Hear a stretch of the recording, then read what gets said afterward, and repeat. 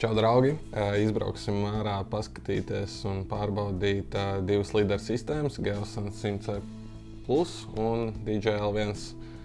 Abām iekārtām ir vienāda misija un viens tas pats objekts būs.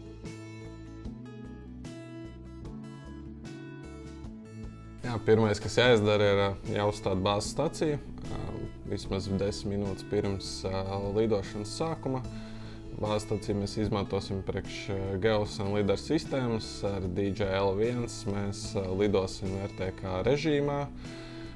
Pašlaik es piemēru koordinātas RTK režīmā un pēc tam palaidīsim bāzes staciju. Jāuzstāda lidošanas laukums arī. DJI Matrix 300. Lidosim šeit mēs 60 metru augstumā. Ar Geosan var lidot līdz 100 metriem. Šeit mēs arī izvēlēsimies ātrumu 7 metri sekundē. Lūk, varam redzēt, kad šī iekārta nāk trieciena izturīgā koferī. Lūk, pievienojam Geosanu. Kā arī būs jāpieliek Genesis antena un Skyports. Un tad jāpievieno viss pie iekārtas. 7 metri sekundē mēs izvēlējāmies tikai tāpēc, lai arī sakristu ar DJI-L1 lidojumu šajā gadījumā, bet jūs noteikti varat lidot ar Geosanu ātrāk, līdz pat 10 metriem sekundē. Pirmais ieslēdzam DJI Matrix 300 un tad tālāk pašu līderu sistēmu. Vienkārši piespiežot pogu, viņš ieslēdzās un tad mums ir līdz 5 minūtēm jāpagaida, kad iekārta būs gatava darbībai. To mēs varēsim pēc tam arī redzēt pēc lampiņām, kas ir aizmugurē. Tagad, kamēr iekārta inicializējās, arī varam redzēt tagad pēc lampiņām, kad iekārta ir gatava darbībai. Jāpaceļ ir lidošanas augstumā drons, un pēc tam mēs veicam IMU inicializāciju. Šeit es veicu U-veida figūru, bet var arī veikt astotnieku. Priekš Geosan 100C Plus mēs izvēlējāmies UGCS programmatūru, kurā es arī sagatavoju misiju. Tagad, kad drons pabeidzis savu misiju un atnācis atpakaļ uz pacelšanās punktu, līderu sistēmai mums viņa vienkārši ir jāizslēdz ārā, nekādas apstādināšanas šeit nav. Kad tas ir izdarīts, lūk, atliekam visu atpakaļ, gan antenu un visus stiprinājumus. Iekārtas ar 1,1 kg. Ir arī kamera RGB 26 megapikseli. Nākošais, ko daram, sagatavojam L1. DJI-L1, lūk, mēs varam ielikt jau dronā koferī. Piestiprināšana ir pie Skyporta.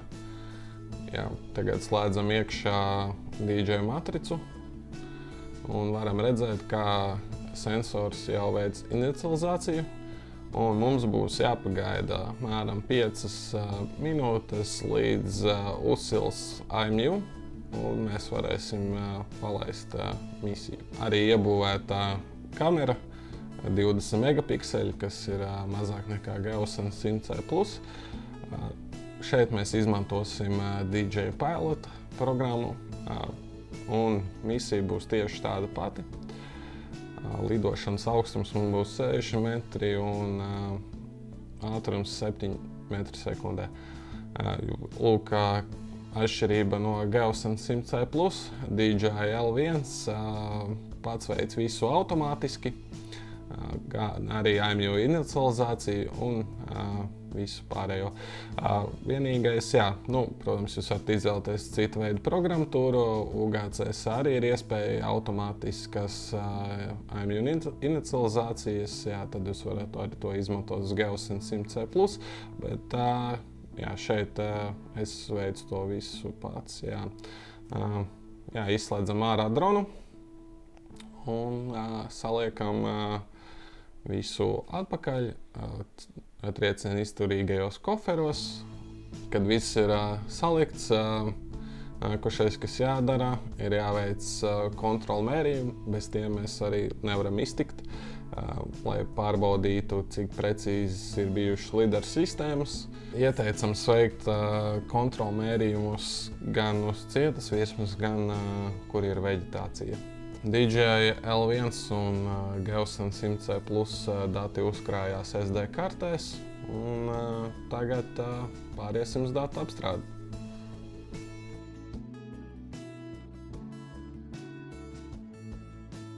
Data apstrāde Geosan 100C Plus. Geosan 100C Plus ir programmā GairHawk 5.0, kurā tiek dabūts punktu mākonis un var arī pie reizes izlīdzināt trajektoriju. Viņiem ir tā kā vienas pogas risinājums, kad jāievieto visi dati un var uzspiest vienkārši kalkulēt un tiks gan izlīdzināt trajektoriju un punktu mākonis. Jā, lūk, šeit jums jāievieto ir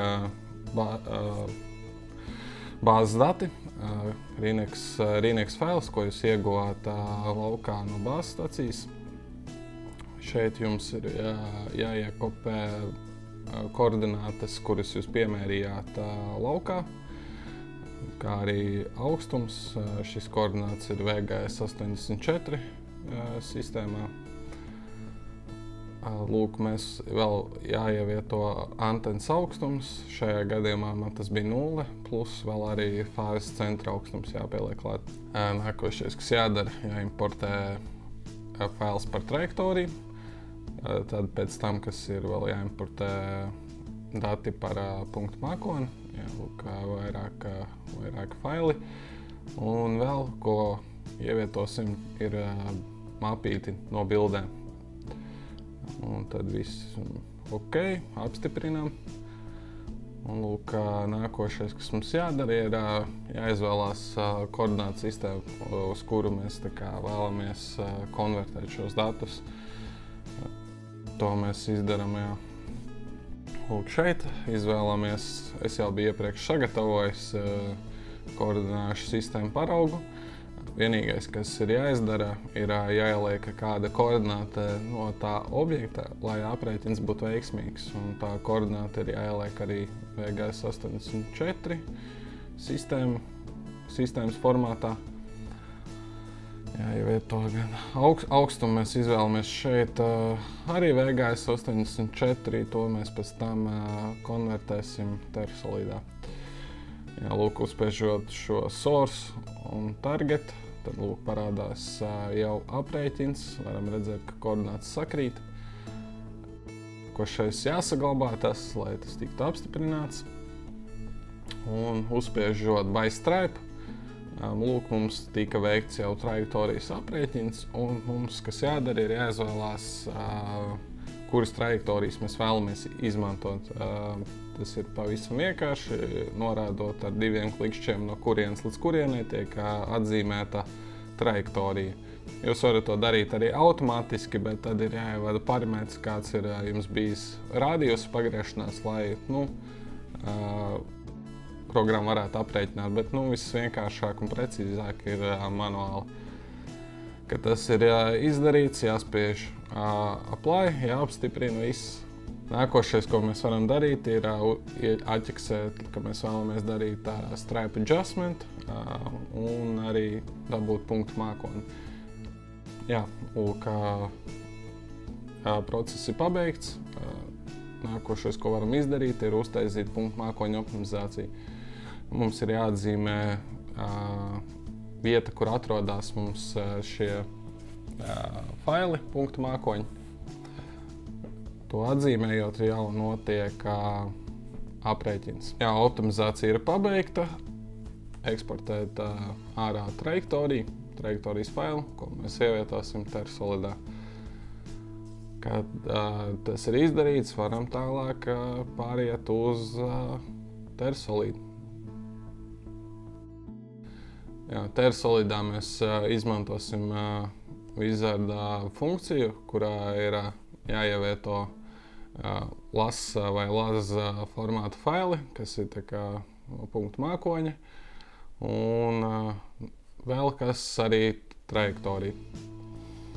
Vēl arī jāatzīmē, kādā sistēmā jums ir šī trajektorija un arī punktu mākonis, un pēc tam arī jāievada, kādu sistēmu jūs šeit vēlaties pēc tam, lai viņš konvertē uz kādu.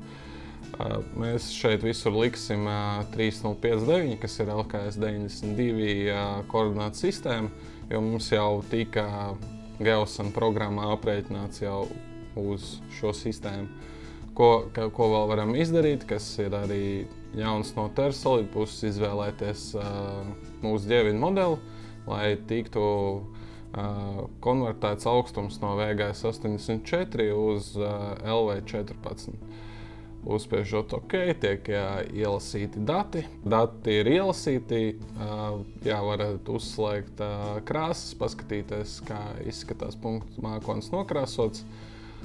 Pirmais vēl, ko varam izdarīt, ir uztaisīt ground punktus, lai pēc tam varētu veikt aprēķinus starp trajektorijām. Jā, lūk, vienkārši uzspiežot run, tiek palaists šis makros un tiek klasificēts grounds. Varam veikt pārbaudi savstarpēji starp trajektorijām, kāda mums ir nesaista. Šeit mēs izvēlamies tos ground punktus, uzspiežot OK, tiek veikts aprēķins starp trajektorijām, un lūk, mēs ieguvām rezultātu. Rezultāts ir ļoti labs. 4 mm ir vidējais starp trajektorijām, nesaista. Varam tagad arī pārtaisīt vēlreiz klasifikāciju ground. Iepriekš mēs veicām katrai trajektorijai atsevišķi, tagad mēs taisīsim visām trajektorijām vienlaicīgi. Jā, lūk, esam noklasificējuši mūsu punktu mākoni. Varam apskatīties punktu mākoni, kā izskatās katrai trajektorijai atsevišķi.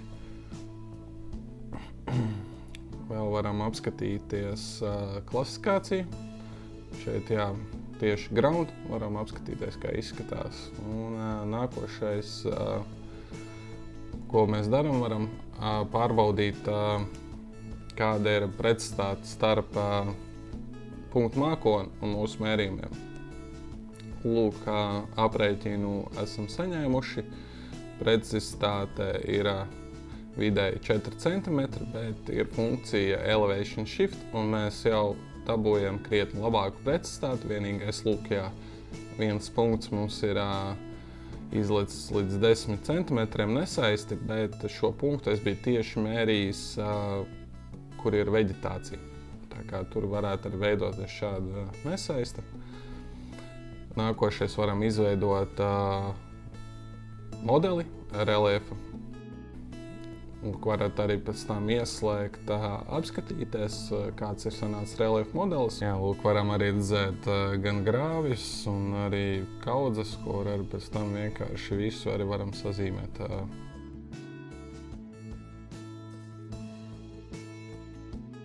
Jā, varbūt DJL1 apstrāde ir nedaudz vienkāršāk, jāievieto ir dati par lidojumu, vienkārši atzīmējot visu mapīti, kur jūs dabūjāt no DJL1. Izvēlamies šeit VGS 84 sistēmu, un ģeovīdā vietā mēs izvēlamies vienkārši standartu, jo mēs pēc tam visu to konvertēsim TerSolidam. Jā, lūk, apstrāde ir pabeigta. Apstrāde nav ne ilgāka šādam objektam pa 15 minūtēm šeit DJTR programmā. Šeit mēs varbūt varam redzēt nedaudz vairāk par punktu mākoni nekā Geosan Gairhawk programmā. Bet jā, šeit tas ir tikai vizuāli, mēs varam apskatīties, kas mums ir sanācis, bet vairāk arī šeit mēs neko nevaram darīt. Jā, varam apskatīties pēc augstuma, atskaņā un arī krāsaino punktu mākoni. Eksportējam ārā visu. Atzīmēt vietu, kur. Un nākošais varam pāriet uz Tersolīdu un veikt tieši tos pašus procesus. Daram tieši tāpat kā Geosan 100C+, izmantojam Wizard funkciju. Jāievieto tieši tāpat dati par punktu mākoni, LAS vai LAS formātā un arī trajektoriju. Bet šeit mēs izvēlēsimies, ka mums trajektorija punktu mākonis ir VGS 84 koordinātu sistēmā un konvertēsim uz 3059, kā arī izvēlēsimies dieviņu modeli LV14, lai mums arī tiktu tas konvertēts. Jā, kad tas ir viss izdarīts, spiežam tieši tāpatām OK, un punktu mākonis tiks ielasīts. Lidojuma laikā tika arī iegūti attēli, no kuriem jūs varat arī uztaisīt ortofoto, ja nepieciešams. Protams, jāatcerās, ka jums ir arī jābūt pārklājumam nedaudz lielākam nekā, jo lideri parasti prasa mazāku pārklājumu nekā fotogrammetrija. Nākošais, varam arī šeit apstīties, kāds ir nokrāsojums. To jūs jau varētu iepriekš arī redzēt DJI Terā. Bet, varam šeit ieslēgt, paskatīties, kāds ir nokrāsojums. Ko mēs šeit veicam, ir tagad pirmais trajektorija sadala. Trajektorijas tika sadalītas, un tieši tāpat varam arī izveidot grounda klasifikāciju ar makros palīdzību. Tagad sākumā tie atsevišķi katrai trajektorijai, un tad pēc tam visam kopējam. Tagad tiek veikta grounda klasifikācija katrai trajektorijai atsevišķi. Tas tagad arī ir pabeigts. Un nākošais, ko darām, tieši tāpat salīdzinām precizitāti starp trajektorijām, izmantojot grounda punktus. Tiek veikts aprēķins un ieguvam rezultātu. Rezultāts ir nedaudz sliktāks, vidējais ap 4 cm. Bet šajā gadījumā jums jāatcerās tas, ka šis punktu mākonis tika iegūts RTK režīmā, bet Geosan 100C+ tika lidots un dati tika apstrādāti uz pēcapstrādi.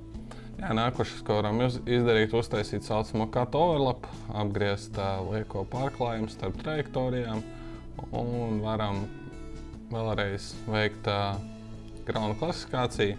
Tikai šoreiz visam punktu mākonim reizē.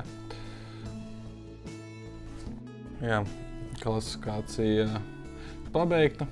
Nākošais, ko daram, varam vēl ielikt match passes, kas ir vēl optimizācija. Mēs to neizdarījām DJI Terā, bet to mēs varam izdarīt šeit.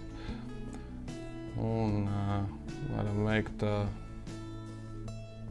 vēlreiz klasifikāciju un apskatīties, kāda ir pretstarps starp GNSS punktiem.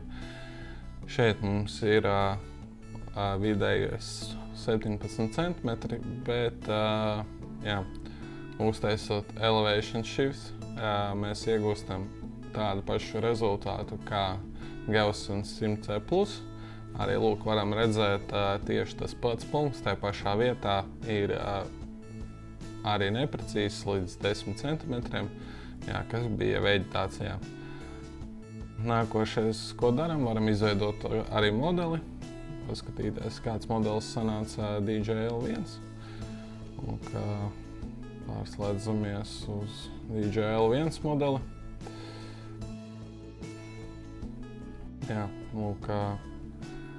Tieši tāpat varam visu smuki redzēt.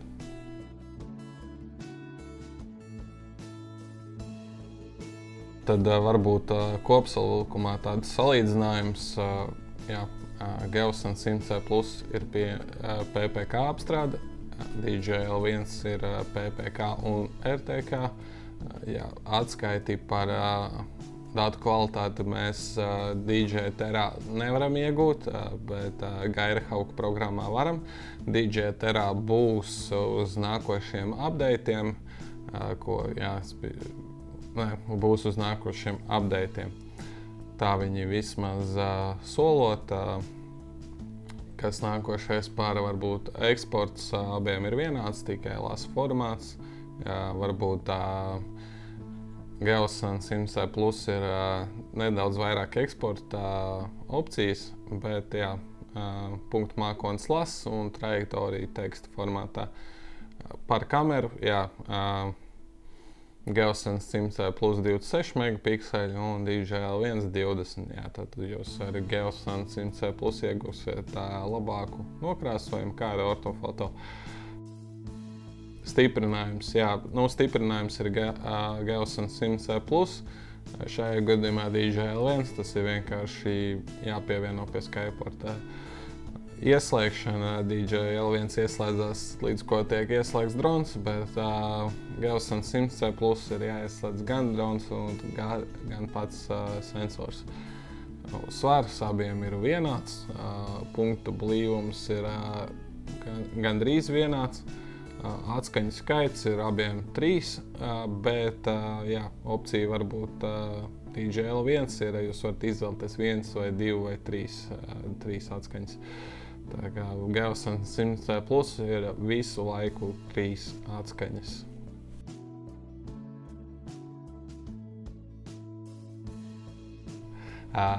Protams, arī cena, to jūs varat noteikti uzzināt.